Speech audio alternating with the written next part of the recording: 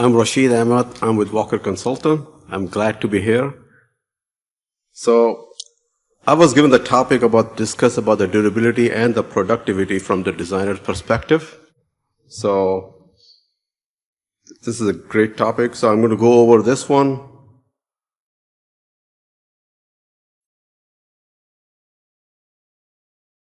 So, start with the durability first, and then after that, I will talk about the productivity.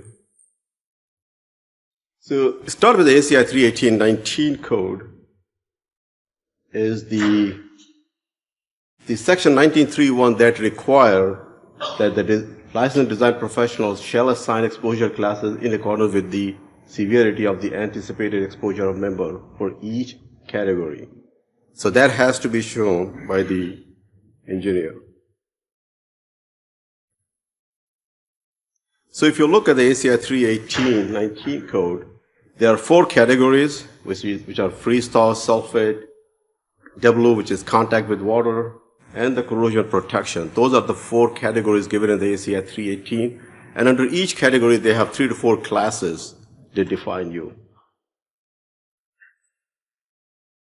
And this is an extract from the ACI 31819 code, where you can see those 4 categories and then different classes they talk about depending upon the severity of, for example, corrosion or the sulfur resistance. So there's a good reference on this one, a paper published in Concrete International in May of 2023 by Obla and Lobo. And this is a good paper which cover pretty much this whole section of the exposure categories. I will not go in detail because I would like to cover other things. So this is a table which kind of give you a guideline about what should be the minimum concrete strength based on the durability requirement. So, we have to meet the strength as well as the durability. And let me tell you that the durability and the strength goes hand in hand, We focus on the strength, but the durability is as important, or actually more important than the strength sometimes. So this is a section I took it from, it was published back in 2004, and this was a survey was done in Europe, and they asked the question about the deterioration. What are the main causes for the deterioration? And it's interesting, if you see here, that number 1 is the corrosion for the deterioration in the concrete, and number 2 is the frost, which we call here is freeze and thaw. So those are the 2 most important things. That's what I'd like to show here. And interesting part is that when they did the repair, when they found the repair after the survey, the repair thing, it was not very favorable. They start failing after a few years, and after 10 years, in that report says about 70% fail, even the repair road. So that's what my slide is focusing is that we always try to take the top 2 and focus on those, and the top 2 here is the corrosion and the freeze thaw. So what happened to the corrosion process is that the chloride, moisture and the chloride is accelerate that one, penetrate through the cracking. It will hit the reinforcing bar, it will corrode the rebar, delamination, pothole, spall. That is the process of the corrosion. And if you look at the freeze thaw, either the moisture saturates concrete, water freezes, volume change happen there, and then scaling called concrete disintegration. So for the durability design, the focus is on control the cracking, prevent de-icing salt entry, protect reinforcing from coming in contact with de-icing salt, and then of course the periodic maintenance. And this one you will see in my slide because of my background in the parking structure, and that's where the durability, play a vital role. So then I start looking into, okay, what are the protection for those? And I put into 2 categories like internal or built-in, external or the applied. So those are the 2 I put the separate, so kind of walk you through on those things. So the first thing is the built-in in the structure. In the structure is the drainage. In the parking structure, drainage is the one thing. And then in the concrete, I'll go over the cement, water, aggregate, additives, admixtures, and then reinforcement. So we start with the drainage, Drainage, we always call it the first line of defense. Get the water off the floor. I'm talking about the parking structure here because you don't want water to sit on the deck. So you have to have a 1%, preferably 1.5% slope to the drainage. So that the runoff, and then the runoff water should not cross the expansion joint. We try to keep the expansion joint at the high point.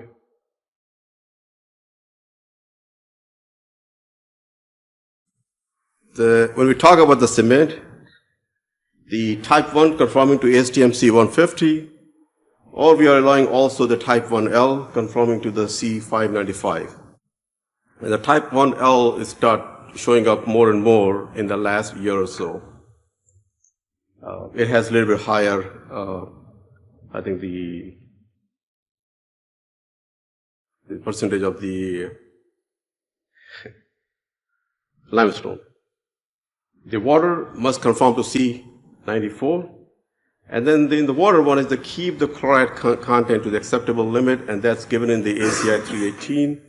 If you are in the pre-stressed concrete, keep it under 0.06%. And for the concrete, the most important thing is the water cementitious ratio. We try to keep it below 0.40. Aggregate, they have to conform to the ASTM C33.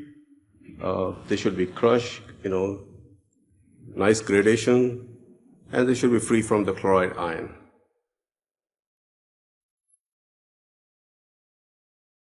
For the additives, the calcium chloride is prohibited. We cannot use any additive that has the calcium chloride. We have to look into the air entraining agents, water reducing agents, and the corrosion inhibitors. Those are the three things in the additives. So the air entraining agents, they have to conform to ASTM C260. They have to be distributed evenly. It's an entrained air, and 5 to 7% is recommended. We also use the water reducer and superplasticizer, which reduce water content while retaining the workability. That's the main purpose of the water reducer. It allows to go with a lower water cementitious ratio, and it improves the workability. The corrosion inhibitors, we could use the product which is calcium nitride or the amine carboxylate products. It delays the corrosion process, and it gives you a service life of about 25 to 40 years. And we have pretty good, they perform very well. Pretty much we use on our northern areas projects. There is one thing is the finishing could be difficult because of the accelerating setting time. I think they have product which is they call it set neutral, So let's move on to the admixtures. We have fly ash, slag cement, HRM, methacholine, or the silica fuel.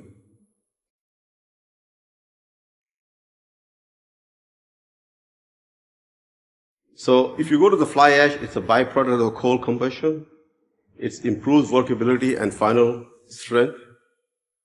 It's improved the impermeability.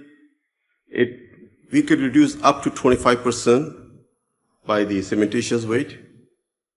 There is one thing is that it could slow down the initial strength or one particular type of the fly ash. The slag cement, it's a byproduct of the steel manufacturing. It's lighten the color of concrete.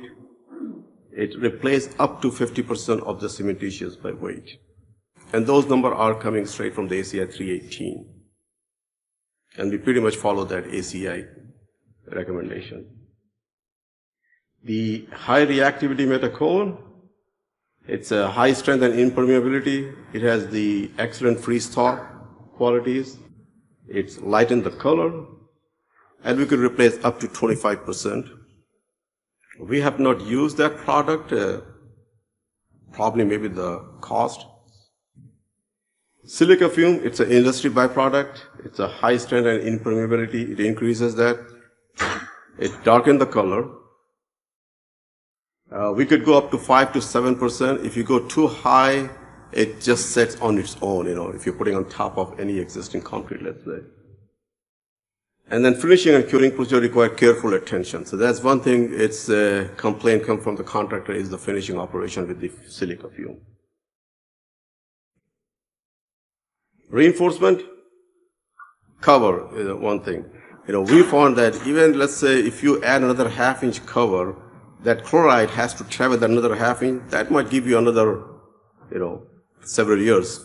They have to travel that deep, Epoxy coat galvanized on the Chromex. As far as the tendon goes, it has to be the encapsulated system, that is mandatory by the code. The cover is very critical. ACI 318 recommends increasing over reinforcement in the corrosive environment. In any cause, we should not go less than 1.5 inches. As far as epoxy or Chromex goes, the top 3 inches are the most severe one for the harsh environment. So anything comes in the top 3 inches, look for coating reinforcement in that case. We use those epoxy coat in the port strip when we use in the parking structures. The one thing is epoxy coat that it increases the development length, so just be aware of that one, whereas the other two systems does not require extra length for the splicing. One of the advantages with the pre-stress is that, when you apply the pre-stressing force, it will close the cracking, so it has little or no cracking. It needs to be fully encapsulated, as I mentioned. One thing we have to be careful of, though, is stressing pockets that, the joint require high strain, non-metallic, shrinkage resistant grout. So there has to be careful that you use a good grout for that one. Fiber, it could be steel or plastic. We specify polypropylene. It improves crack resistance during finishing and the curing, so it helps in the plastic shrinkage. And we typically use under the board strip those with the fiber in the mix. As far as these are all internal, which you could include into the mix design, or you could work with the rebar. Now come to the next area, which is the applied or the external. And those are the three things, is the sealant, sealer, and the membrane. So sealant, they apply as a fluid and then they harden as a flexible seal. It keeps the water out of joints. There are many suppliers for the sealant. Sealer, we are looking at the concrete penetrator sealer. It reacts with the concrete. You need to apply it every 3 to 5 years, those sealer, but it's relatively inexpensive. One thing those sealer is it does not crack the bridge. It does not bridge cracks. Membranes, those are the traffic topping. They are more expensive. It's an excellent waterproofing system. And we have to look, if you're looking at a parking garages, there are 4 areas which are where you park the car, where you're driving the car, the turning way, and then the area exposed to the sunlight, So it may have different requirement for these areas. It could bridge the crack, those are a little bit thicker, and we typically use over the occupied space, those traffic topping. And this is the picture kind of summarized everything, what you put in the internal and what you put in the external, and it kind of gives you the whole picture.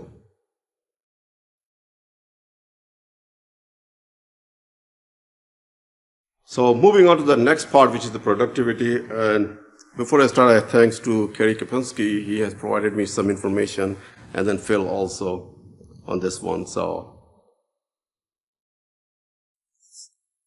I'm going to talk about this McKinsey Global Institute report. It was published back in 2017, but it's interesting that a lot of things is still applicable today. So let me show you what the report is talking here.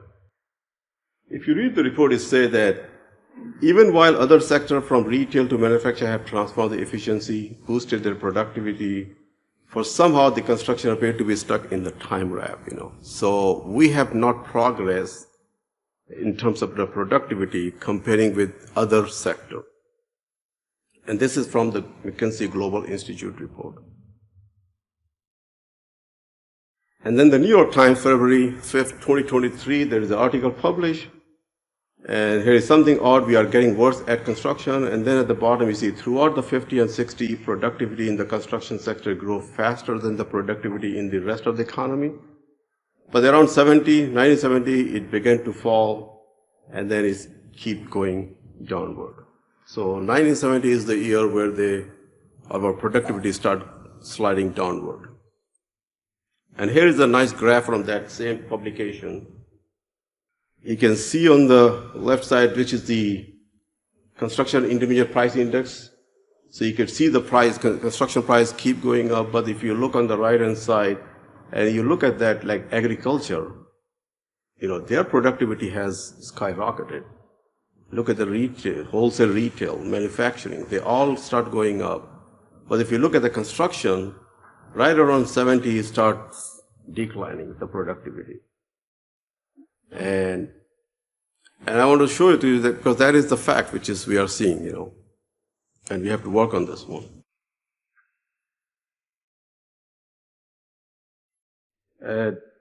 Some of the detail, and one of the reasons is that our construction industry is so much fragmented. There is so many players, so we have to all work together.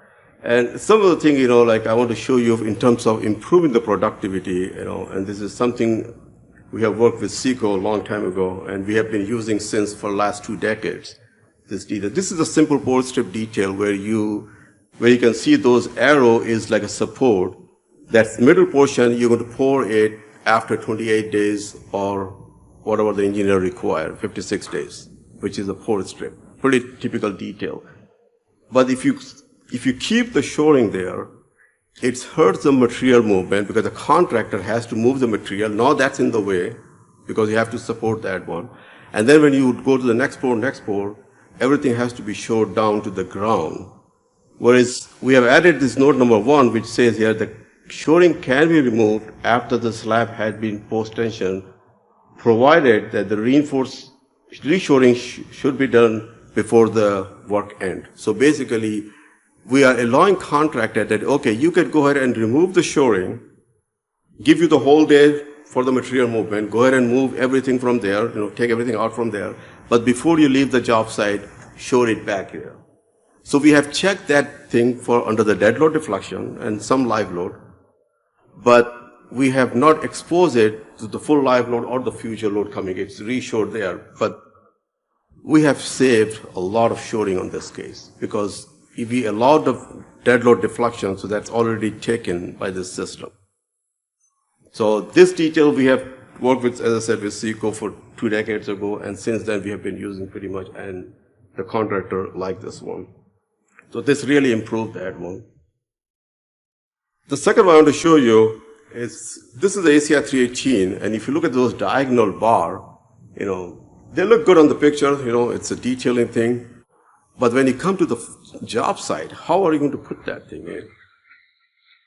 So here is something like you see this bar, and now you try to push that diagonal bar through this jungle of bar. And it's not going to be easy.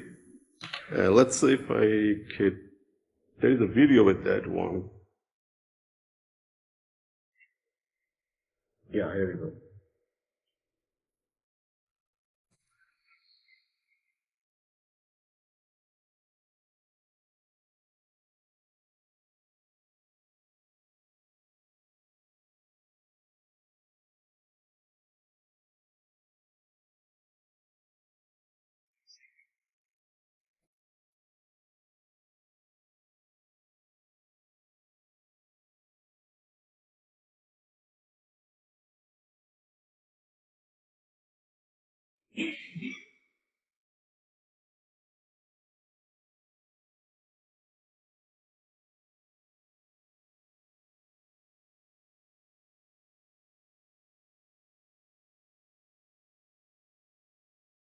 So anyway, that's the point basically, to show you that how difficult it is, something looks good on the paper, but when, think about buildability.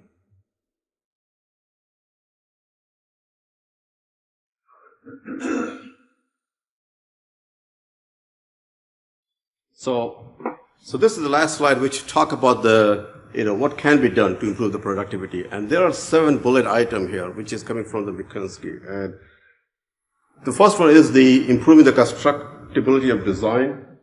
This one, as I mentioned, is a fragmented industry. So ensure that early collaboration from all parties involved in doing the design. That is one thing in this one under the improve the design constructability. Detail from the ease of buildability. And then increase the repetition, make it more standardized. So that will help in productivity. Embrace innovation, the 3D BIM technology, it has been used in every design office nowadays, if I go back to all, we will be very, very unproductive, So BIM has done a tremendous good job for us, we can see all those clash detection and all those things. So BIM is definitely a big plus for the designers. We talk about the 3D printer, for the innovation. Introduce drones, unmanned aerial vehicle for scanning, monitoring and mapping. Use, this is the digital world. Use digital collaboration to improve the key point is the collaboration among different groups. And then evaluate the potential of AI to improve the constructability. The next one is the reshape regulation. Streamline the permitting and the approval process here. Maybe allocate grants and budget for the innovation. We talk about this prescriptive versus performance for decades and decades, Maybe look into that opportunity. The next was the rewire contractual framework, Maybe the negotiate and contract beyond the cost for value, look into different areas, Integration and project interfaces, look into that kind of thing.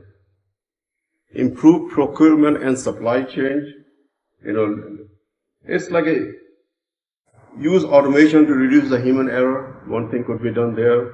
Leverage clean sheeting to improve sub-management, how we are managing the subs. Improve on-site execution. Again, back to the same thing, collaboration to reduce waste and variability on this one. We have to mobilize the project efficiently.